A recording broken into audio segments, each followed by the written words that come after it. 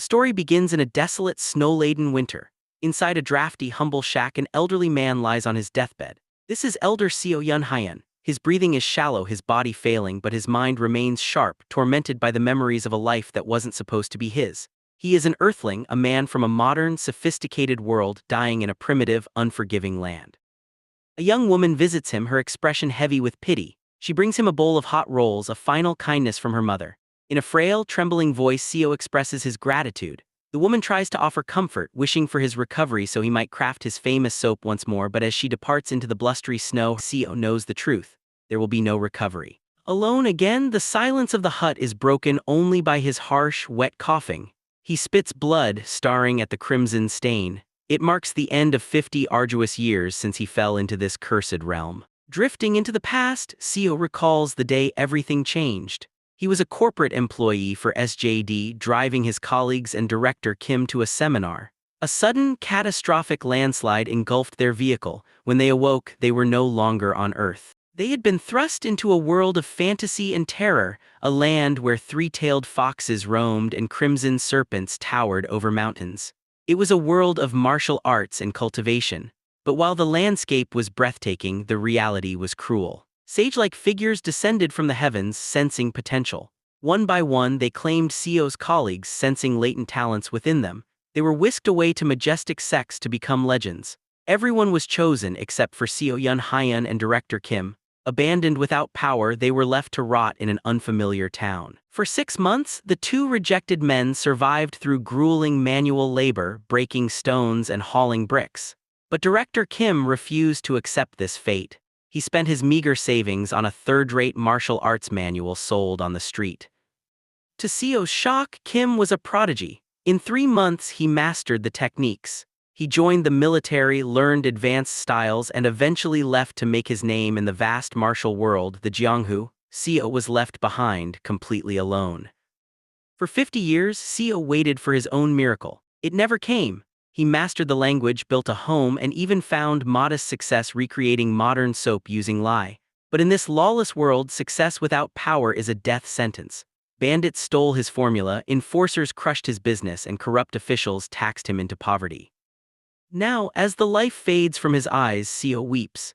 He screams internally, asking the darkness why he was the only one who wasn't special. Why did he have to suffer? With a final, agonizing breath, wondering if just a scrap of power would have changed his fate, Seo Yun Hyan dies.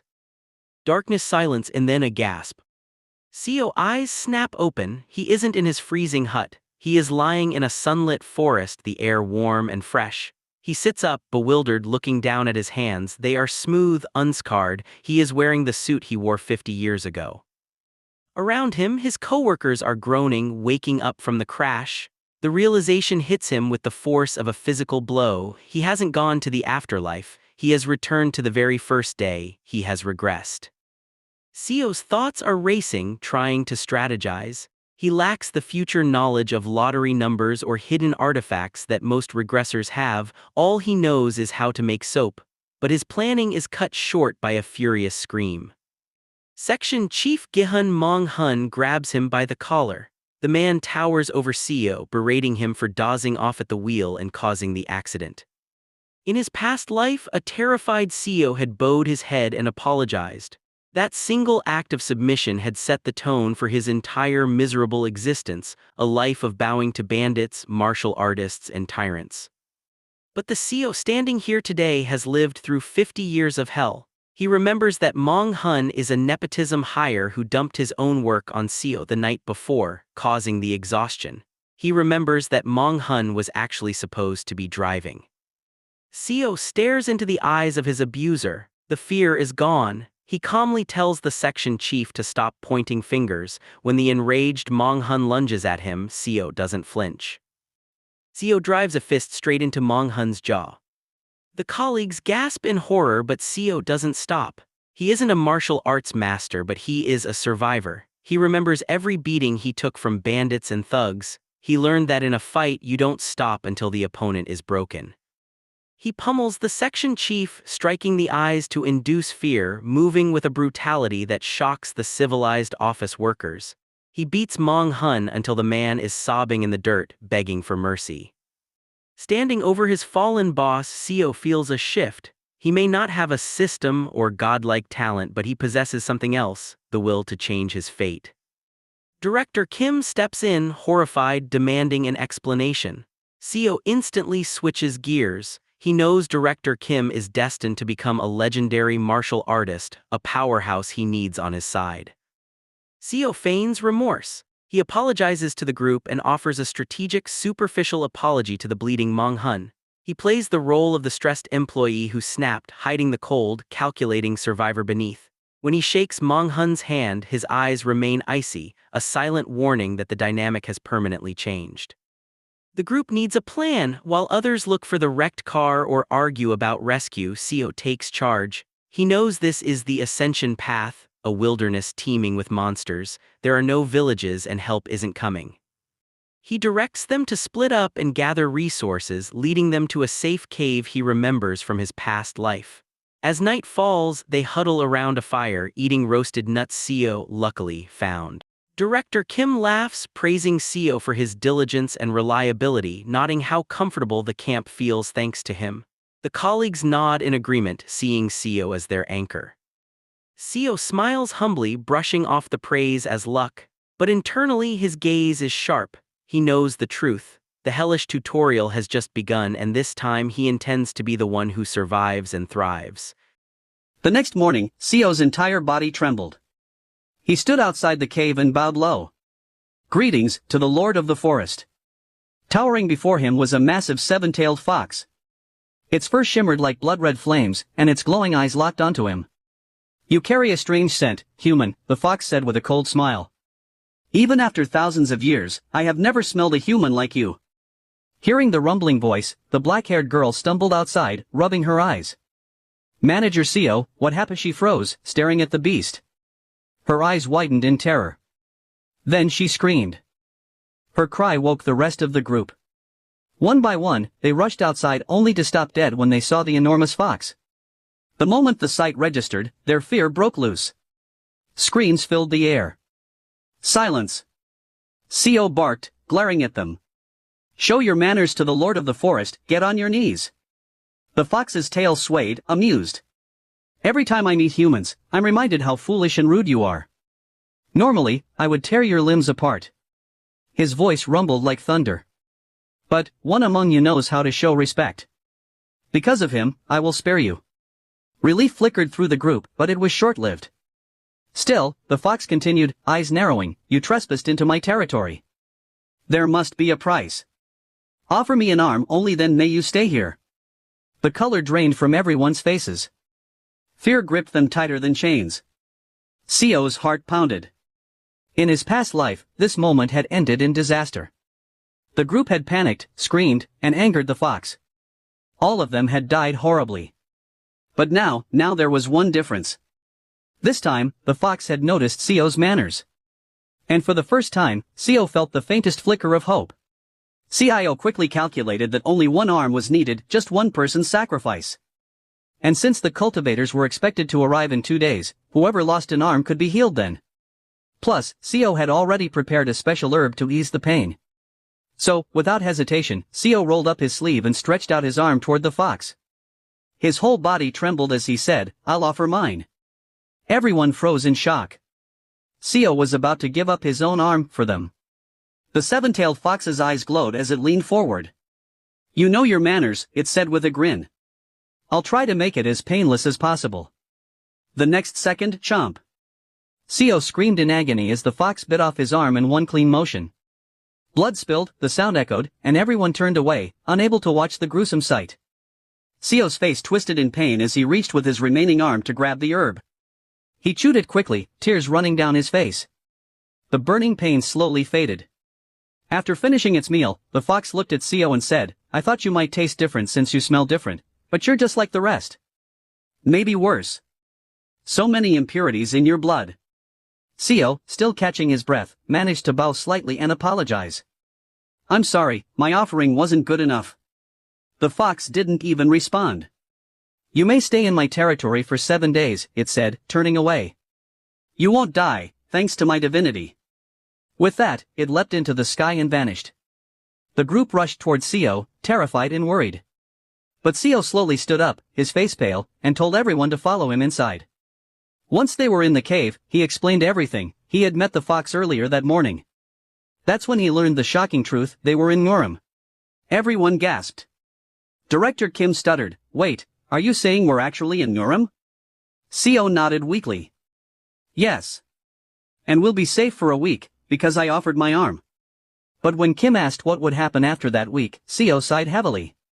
"Then, we'll have to give up something else." The room went silent. Nobody spoke. As the herb started to make him drowsy, Seo's eyelids grew heavy. "I'll rest for a bit," he murmured.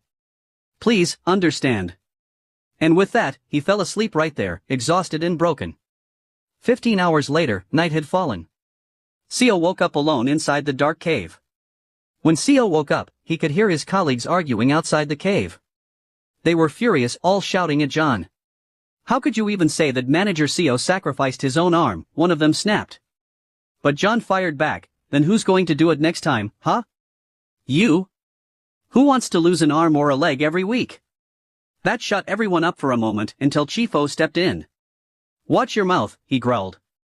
"Manager Seo is the one feeding us and giving us shelter. Without him, we'd be dead already." Then, out of nowhere, John spoke up with a cold tone. "All the more reason we should learn everything we can from him while he's still alive. He's already lost one arm, he won't last long anyway. Let him be the sacrifice again next time." John said it casually, not knowing Seo was awake and listening from the shadows. Seo froze. His heart sank. So that's how they saw him now? Just spare parts for survival? Anger burned inside him. He picked up a rock, staring at it. With all the pain and beatings he'd suffered for 50 years, he knew he could kill a modern man like John even with one arm. He glanced at John again, who was still trying to convince everyone to use him as the next sacrifice. For a moment, Seo's mind went dark. Should I just crush his skull right here? But then he sighed and dropped the rock. Acting rashly would only create more chaos. Fear was already eating everyone alive, and if he killed John, he'd lose Director Kim's trust too. Just then, Shifo snapped at John, "Shut up before I break your ankles again." That made Seo chuckle quietly to himself. They're still good people, he thought. Just scared and confused. The next morning, sunlight spilled into the cave entrance. Everyone gathered outside, tense and cautious. That's when a two-headed snake slithered out from the forest. But unlike the fox who had devoured Seo's arm, this one only hissed, "Just a bit of blood will do." Seo recognized it immediately. It was the same monster that had drained Shifo's blood in their past life. Shifo froze, but hearing it only wanted a little blood, he took a deep breath and stretched out his arm.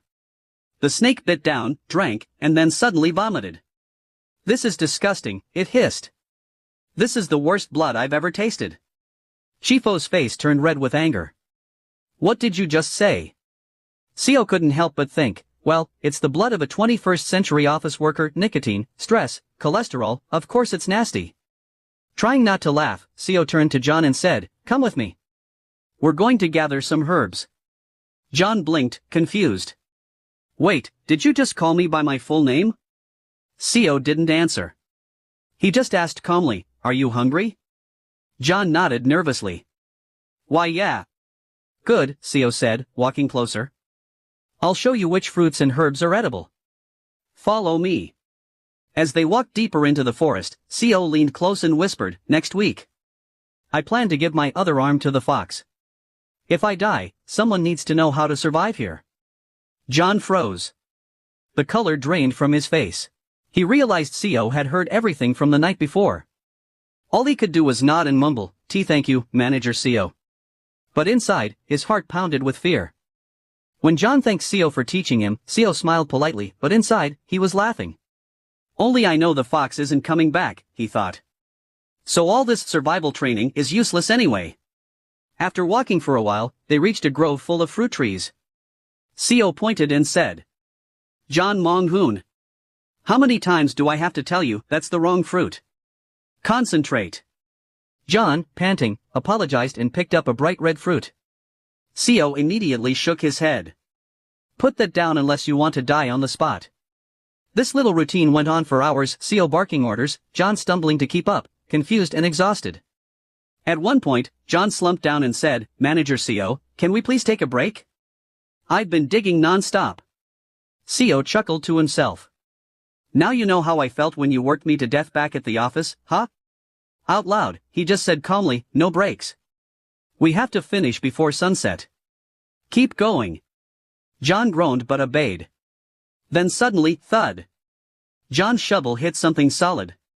When he pulled it out, his eyes widened.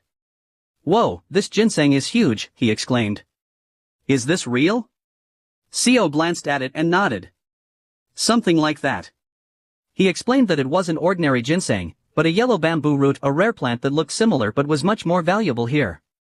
Normally, those roots were no thicker than a pinky finger. But in this world, overflowing with spiritual energy, it had grown as large as John's arm. "It's useless to high-level cultivators," CO said, "but for martial artists, it's a treasure. It could really help Director Kim increase his ki." They found 2 more growing nearby. John's eyes lit up. "Are you sure it's okay to take all of these?" "Of course," CO said. "Now take off your shirt, we'll use it to carry them." John hesitated but did as told, carefully wrapping the massive roots in his shirt. Then CO looked up at the sky. The sun was setting, and near the horizon, a glowing crack shimmered in midair. His expression hardened. "It's almost time," he muttered. "Let's head back." They hurried toward the cave. But before they could reach it, the crack in the sky suddenly exploded, a blinding flash and a thunderous boom followed by waves of raw spiritual energy. John was thrown to the ground, clutching his head and screaming in pain.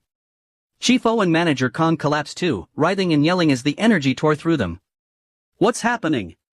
Director Kim shouted, panicking as he rushed to them. And then, 3 figures appeared, descending from the sky like gods. They were cultivators. The one in golden robes smirked. Well. What a surprise, uncut talent in a place like this." Another, dressed in black, frowned. "Back off, Bayuko. They're mine."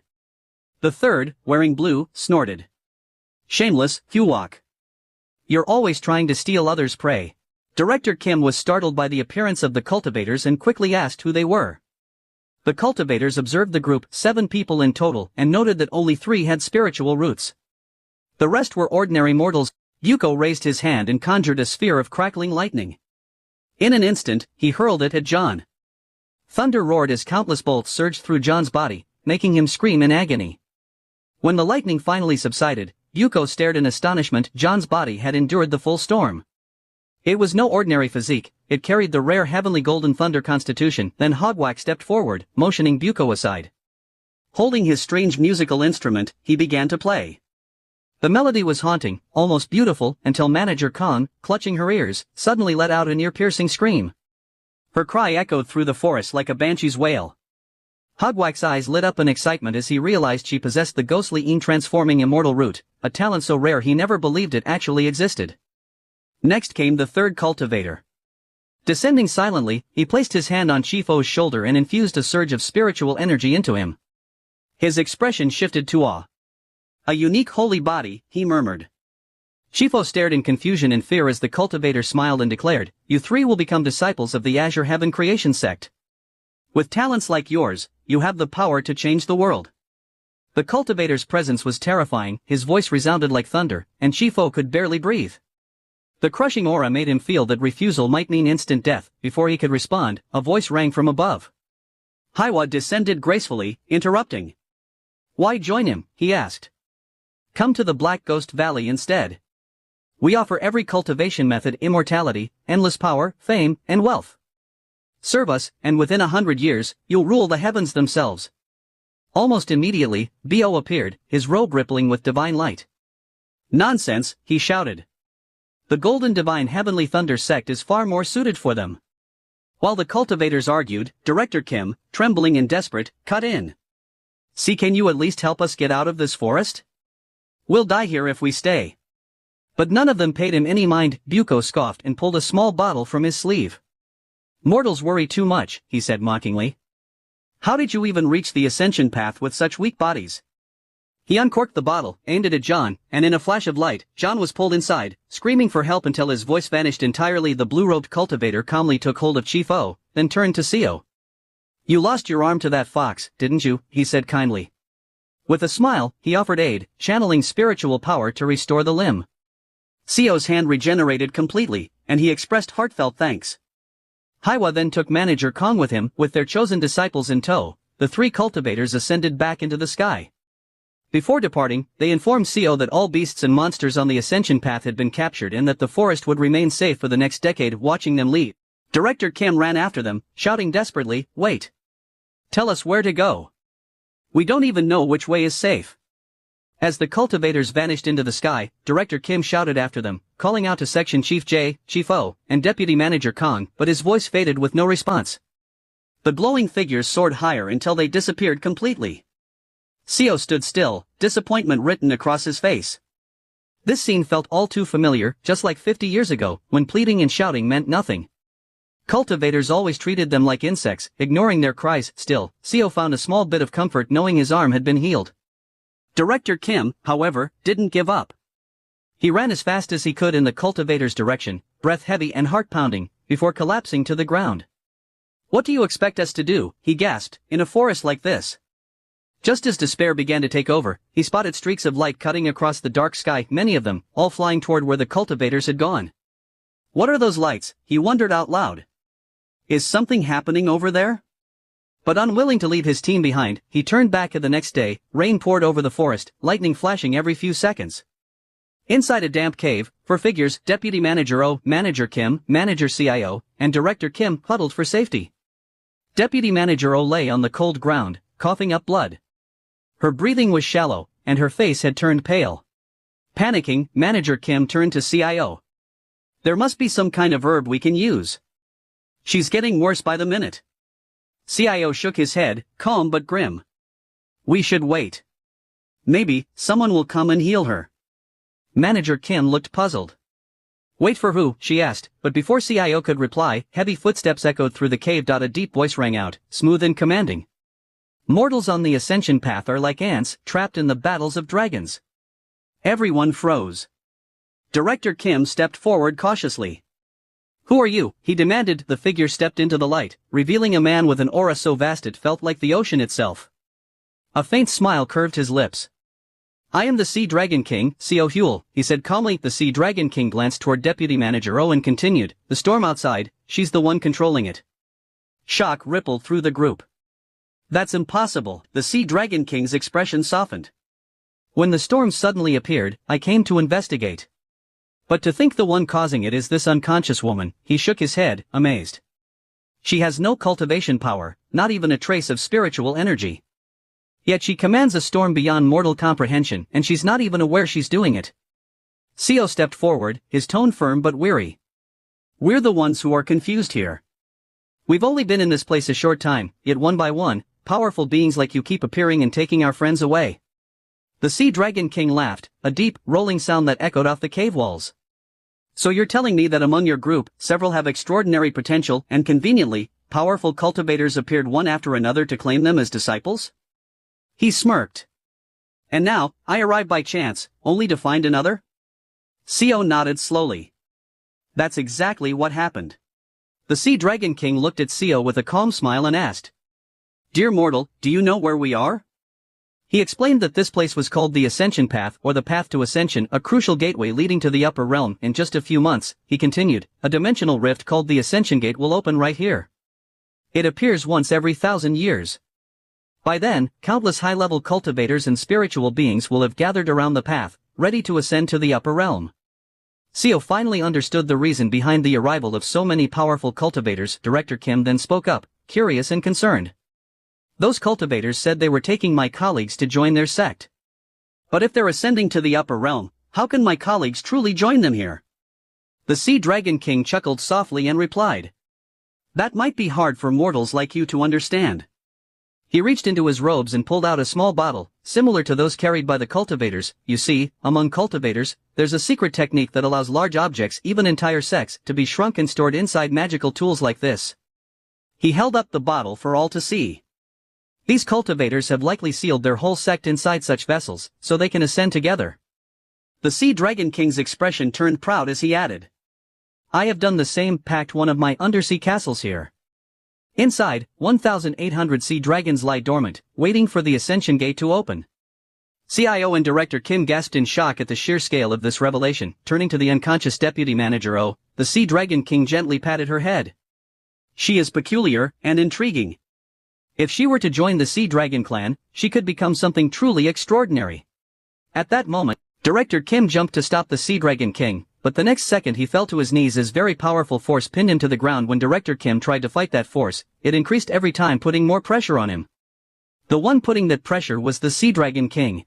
I will give her my blood, accept her as my kin. That will be best for all of you. Then, fixing Director Kim with glowing green eyes, he warned in a low voice. Never casually question high-level cultivators. Many would kill you for such insolence. Suddenly, the pressure intensified, pinning both Director Kim and CO so hard that their eyes nearly popped from their sockets. Still holding Deputy Manager O, the Sea Dragon King began walking out of the cave. I have answered because I am generous, he said. Most cultivators would have killed you for even asking. Stepping into the thunderstorm outside, his form began to shift. Scales glistened, wings unfurled, and he transformed into his magnificent dragon shape, so vast and strong it seemed to touch the sky itself. For with a powerful beat of his wings, he soared into the stormy heavens and disappeared into the clouds. Suddenly, the thunderstorm stopped. The sky cleared as if nothing had ever happened. Manager Kim stood frozen, her mind completely overwhelmed. All her colleagues had been kidnapped.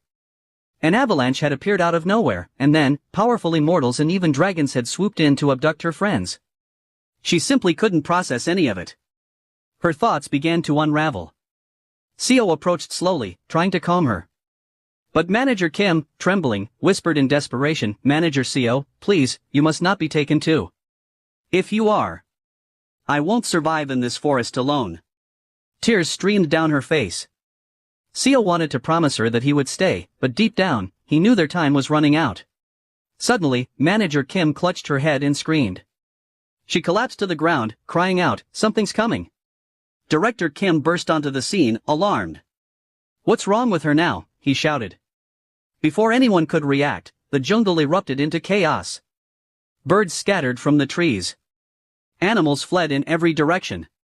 Manager Kim shivered and whispered in awe, He's coming. Director Kim looked confused. Then, from the chaos, an old man appeared riding a massive mechanical lion. His eyes burned with wisdom and power as he stared at the mortals trapped in the ascension path. How did mere mortals end up here? He growled. But as he studied them more closely, realization dawned on his face. When the ascension gate is about to open, the space around it becomes unstable, he said with a proud laugh. You must have been caught in a spatial storm. Climbing down from his mechanical lion, the old man's gaze sharpened. Who just emitted that massive consciousness? He asked, eyes gleaming with excitement. For a moment, I thought a sage from the upper realm had descended. His focus landed on Deputy Manager O's weakened form. Is it her? He muttered. Director Kim stepped forward quickly. Manager Kim is our colleague, he said firmly. But before he could say another word, the old man flicked his finger and Director Kim was hurled across the clearing. CO dashed forward to catch him, shielding him from the impact, but the force sent CO crashing hard into the ground. Director Kim scrambled up, unharmed, and thanked him. But CO didn't respond. Panic struck as Director Kim helped him to his feet, only to see CO's entire back torn and bloodied from the fall. Are you all right? Director Kim asked, his voice trembling. In a calm but raspy tone, CO replied, I'm fine.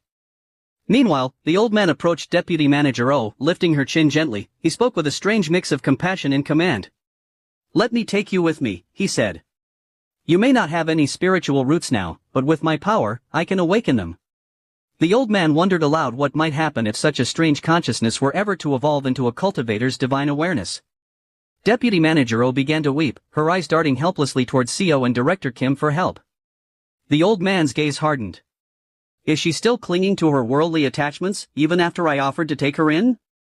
His patience shattered into anger. With a sudden surge of power, he seized both CO and Director Kim by the throat and lifted them effortlessly into the air. They gasped, their faces twisting in pain as they struggled to breathe under his crushing grip.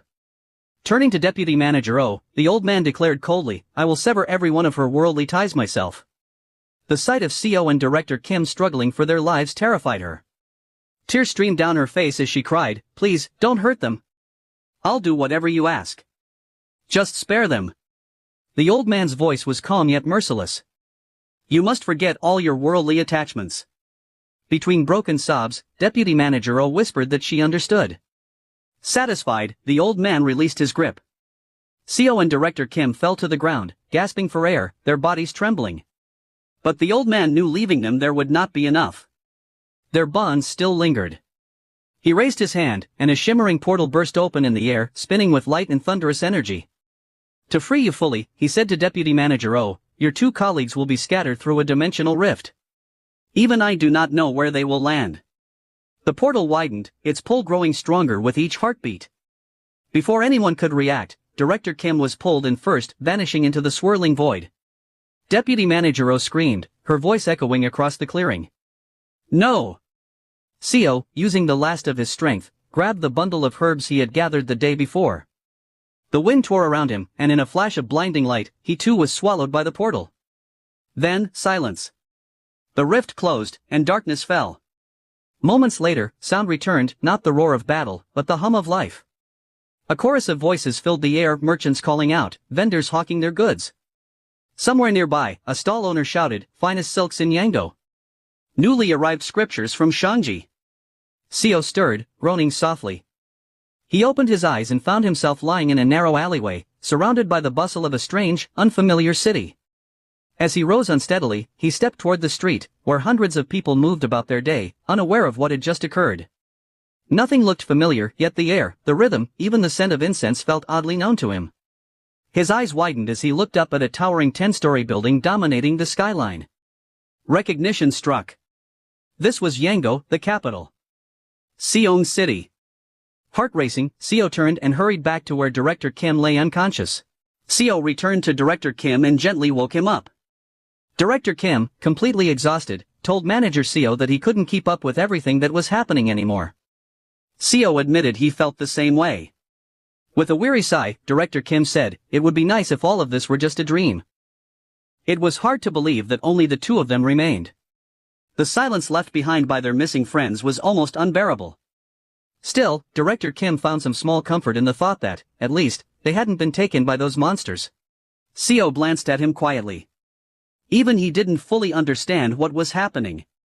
Though he had regressed, in his past life, he was nothing more than an herb gatherer, simple, powerless, and forgotten by the world. After a moment, CO sighed and said, we can't stay in this alley forever. Why don't we get out of here? Director Kim nodded slowly.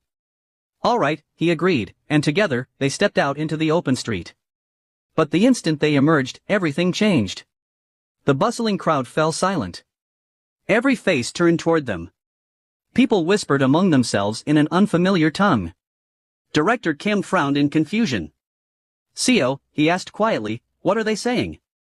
It sounds like Chinese, but why are they whispering and staring at us? CO listened for a moment before replying calmly, some of them are saying our clothes look funny. Director Kim's eyes widened in surprise. CO gave a small, reassuring smile. Relax, he said. I know a little bit of Chinese. But deep down, CO knew he wasn't telling the full truth. The language wasn't Chinese, not exactly. It used the same characters, yes, but the sounds, the rhythm, even the tone were completely different. In his past life, he had endured months of ridicule from street beggars just to learn the basics of this ancient dialect. Now, he didn't need to struggle. He understood it instinctively. He reached into his pouch and pulled out the herbs he had collected earlier. Should we buy some new clothes? He asked. Director Kim looked puzzled. How? I don't think the people here will accept our money, he said. CO didn't answer. Instead, he gestured for Director Kim to follow. They made their way to the city's medicine hall. The shopkeeper, an elderly man with sharp eyes, nearly dropped his scales when he saw the ginseng.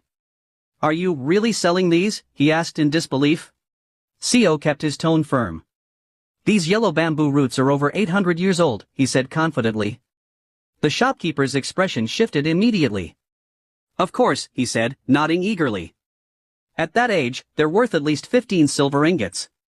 Even CO felt a twinge of disbelief at that number. 15 silver ingots, more than he had ever seen in his previous life. But he maintained his calm, completing the exchange with quiet authority. Moments later, they left the medicine hall with money in hand. Their first purchase was clothing, fine, simple robes that helped them blend in. Their second was shelter. When Director Kim saw the house they had chosen, a sprawling courtyard mansion just beyond the city's main road, his jaw dropped. "We're going to live here?" he asked, still stunned. Seo nodded with a faint smile. "Starting today," he said, "I'll teach you the language of this place." Director Kim's face brightened, his earlier fear replaced by gratitude. "Thank you, Seo," he said sincerely. "For everything." Seo smiled quietly in return, his eyes distant yet calm. In that moment, he wasn't just surviving, he was preparing.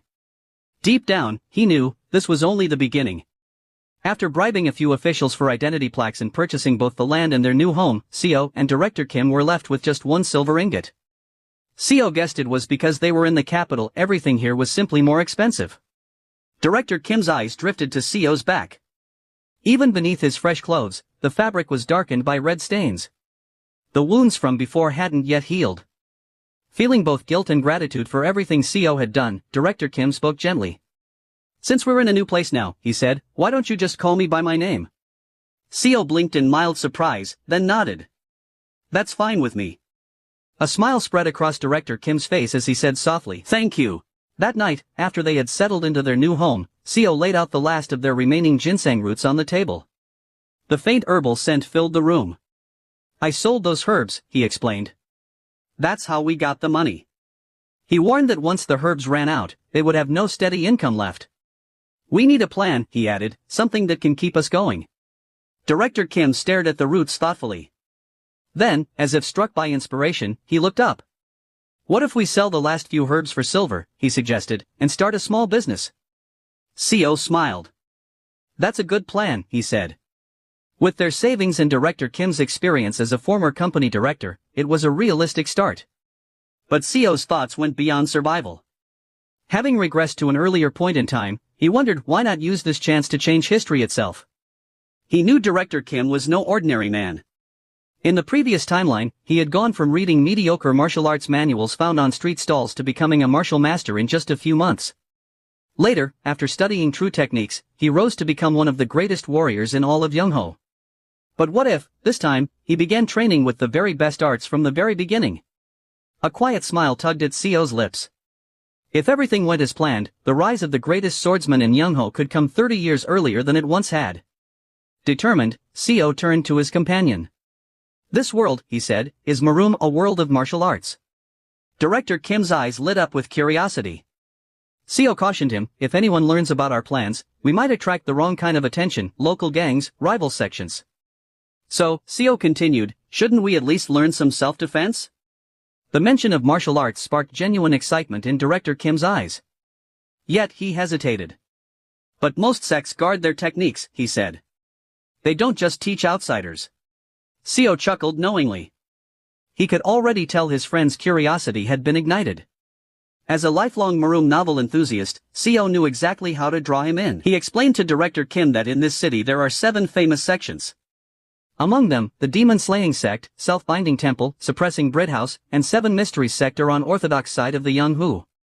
Whereas the Wolf Fawn Gang, the Dark Knight Association, and the Dragon Fighting Stronghold are considered unorthodox. Together with other factions, people refer to them as the 4 stars and the 3 demons.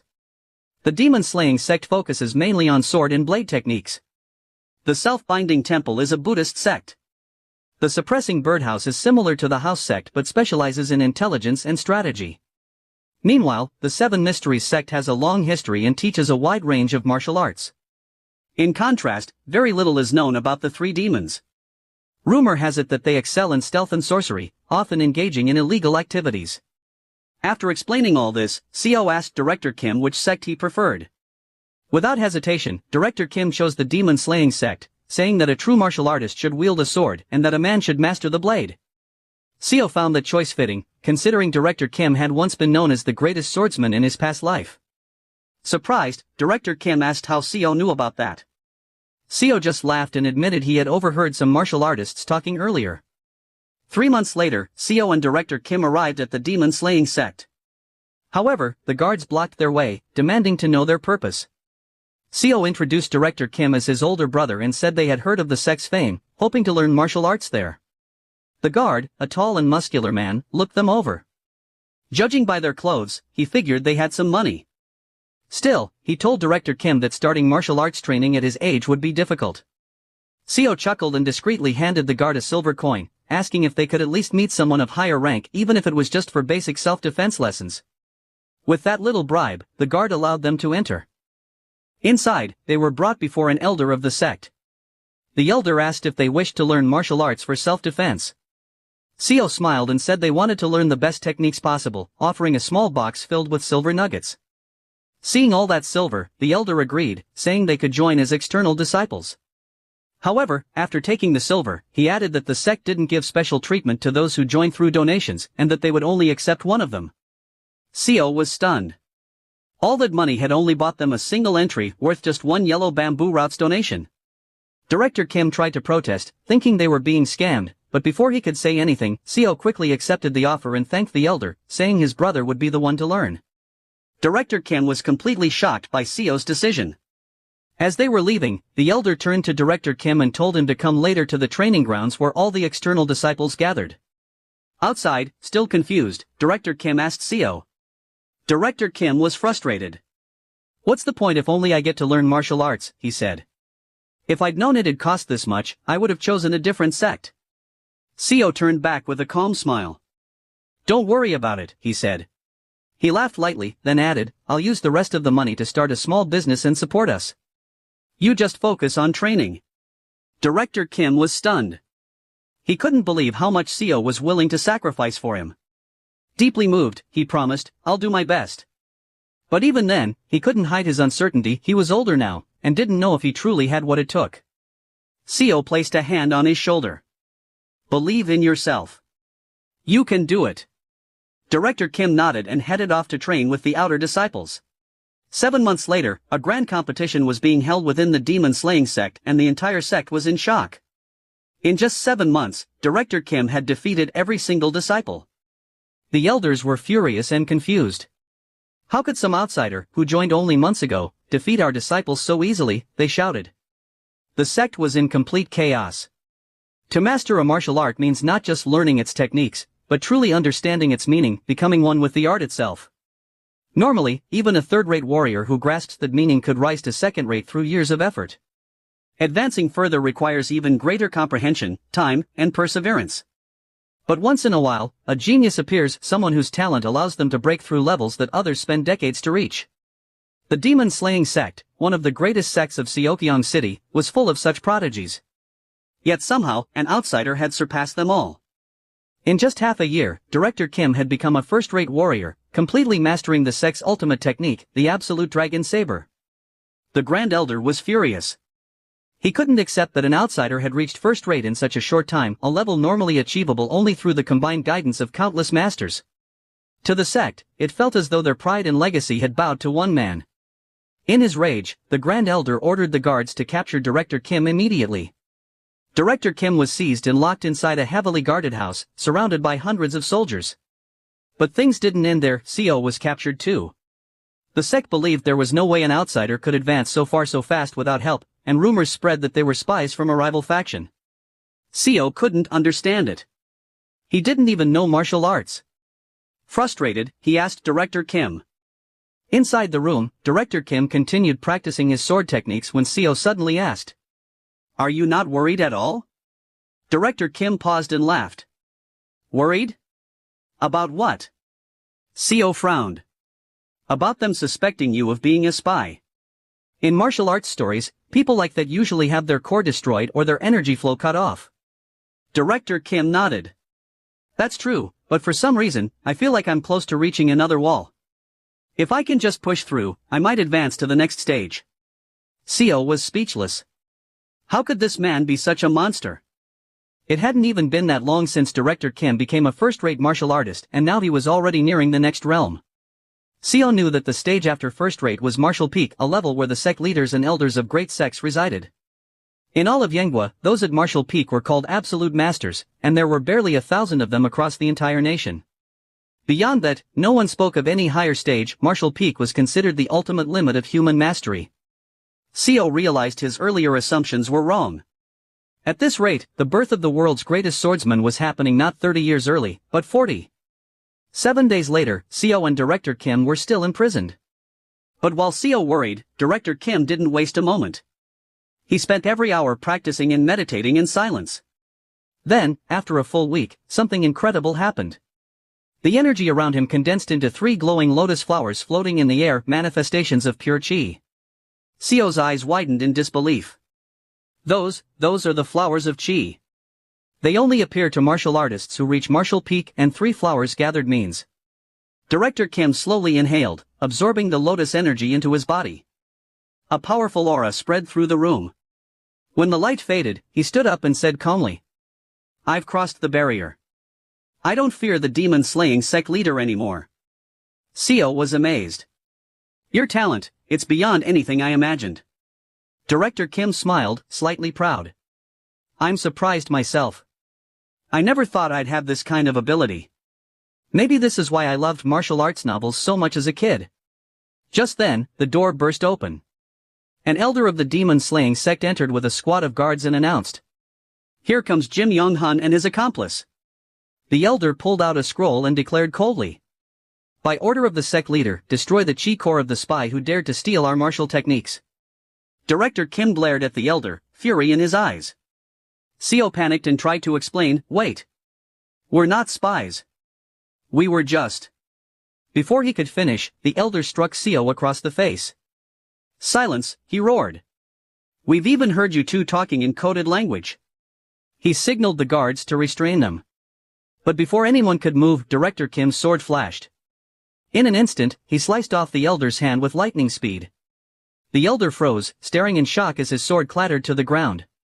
Director Kim pointed his sword at the elder and said firmly, "This is the first sect I've ever joined, I'm no spy." But one of the guards behind him didn't believe a word. He charged forward, sword raised high. Before the blade could even reach him, Director Kim vanished in a blur of motion, and in the next instant, the hands of every guard in the room were sliced clean off. The guards froze in horror, then turned and fled in panic. Realizing that Director Kim had reached martial peak, they rushed to inform the sect leader. As they ran, Director Kim sheathed his sword and turned to Seo. "I plan to visit other sects to continue my training," he said calmly. "What will you do?" Seo immediately replied that he would accompany Director Kim and suggested they visit the unorthodox sect, the Dragon Fighting Stronghold. Hearing that, Director Kim laughed. "Fine then. You go ahead first, I'll meet you there. But before that, I'll end this pursuit from the demon-slaying sect once and for all." A few hours later, in the Dragon Fighting Stronghold's mountain range, Director Kim stood atop a cliff, his sword gleaming in the fading light. When Seo finally climbed up, panting, Director Kim smirked. "What took you so long?" Seo laughed between breaths. "You're just too fast." But as he spoke, his eyes drifted to Director Kim's sword, the blade was soaked in blood. Seo's thoughts grew heavy. Not long ago, he used to scold me for being too violent, and now look at him. Even if it was to survive, this cruel world had changed them both. He sighed, thinking, it'd be nice if we could just go back. Not to this world of martial arts, but back to normal life on Earth. If he ever regressed again, Seo wished he could return home. Still, he followed Director Kim up the mountain, accepting the reality before them. They were trapped in this world, and the only thing they could do now was survive and move forward. After being betrayed by the demon-slaying sect, Director Kim eventually took over the Dragon Fighting Stronghold. 2 years later, he traveled across Yenghua, challenging and defeating the strongest sects in every region. By the 3rd year, he had destroyed the emblems of every major sect, proving himself as the greatest martial artist under the heavens. With his unmatched strength and leadership, he united all the sects under one banner, forming the Martial Alliance. 7 years later, Seo and Director Kim were closer than brothers, despite their age difference. One day, Director Kim handed Seo a martial arts manual and said, "This is the Severing Mountain Sword." Seo took the book and began reading. Director Kim explained, "I created this technique just for you. I named it so that you'll inherit its spirit or will strong enough to cut down mountains themselves." He believed that if Seo mastered this art, he would one day reach martial peak as well. As Seo flipped through the pages, he was stunned. Aside from what Director Kim had already told him, the manual also contained the Dragon Vein Chi method, a genuine first-rate martial art, far superior to any second or third-rate techniques he had ever seen. The Severing Mountain Sword was an incredibly powerful technique, one that could split mountains if mastered.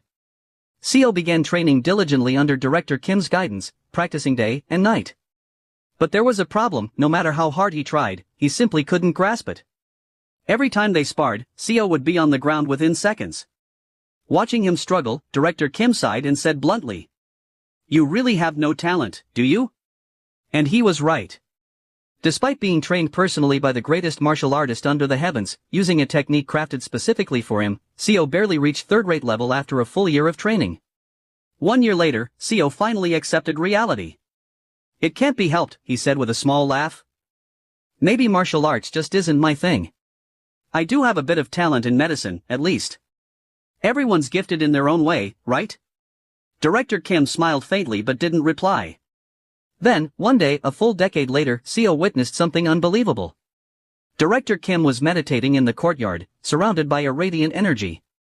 Above his head, 5 glowing chi flower spheres floated in perfect harmony. Seo's eyes widened in disbelief. 5 chi flowers. That's the legendary stage, 5 energies converging to the origin. Suddenly, a massive surge of power erupted from Director Kim's body. His joints cracked, his bones shifted, and the air trembled under the sheer force of his internal energy. As Seo watched, Director Kim's white hair began turning black, his wrinkled face smoothing into that of a young man. The entire room filled with divine energy, making it impossible for Seo to even stand near him. When the energy finally settled, Seo looked up and froze. Standing before him was a young Director Kim, smiling confidently. His face, his voice, his body, everything had changed. Director Kim chuckled. "What's with that look? You seem surprised." Seo was stunned. "Brother, you look even younger than me." Director Kim laughed. "Do I, really?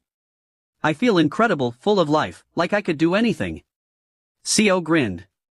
"The world's going to lose their minds when they see this transformation."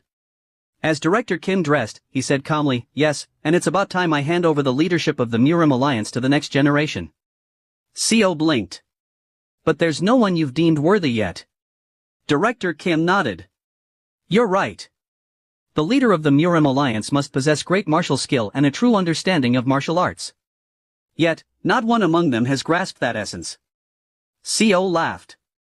"That's because you're a monster, brother. There's no one in the world who can compare to you." Director Kim smiled faintly, looking out the window at the disciples training below. "Even so, we'll have to find someone," he said. Seo sighed. "There's no one out there with your kind of talent." 25 years later, in a quiet room at the heart of the Murim Alliance headquarters, Seo sat writing with a brush. 35 years had passed since he had started this new life in Dangsung. His once dark hair had turned gray, he was now in his mid-60s.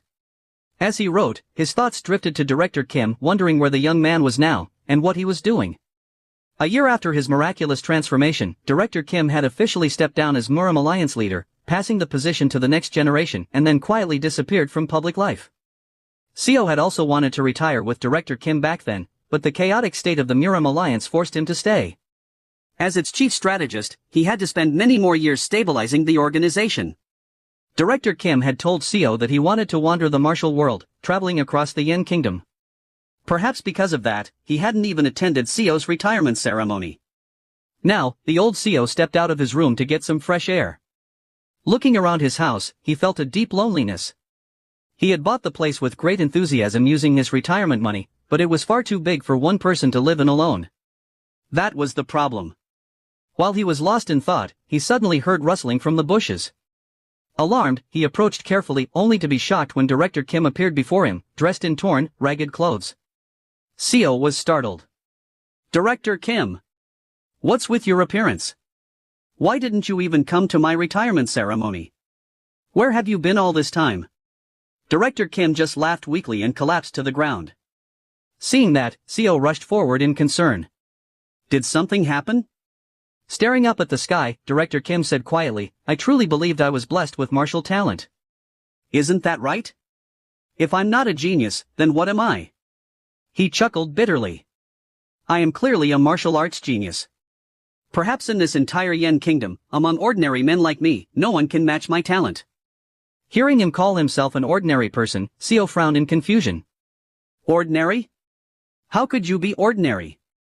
Who under the heavens doesn't know you're the #1 martial artist in the world?" Before Seo could finish, Director Kim's tone turned grave. Do you remember those cultivators from 35 years ago? The ones who kidnapped our comrades and flew through the skies? Seo, who had lived through that time twice, froze. Of course he remembered. Shock filled his face as he realized what Director Kim meant. Cultivators, he muttered. Director Kim nodded.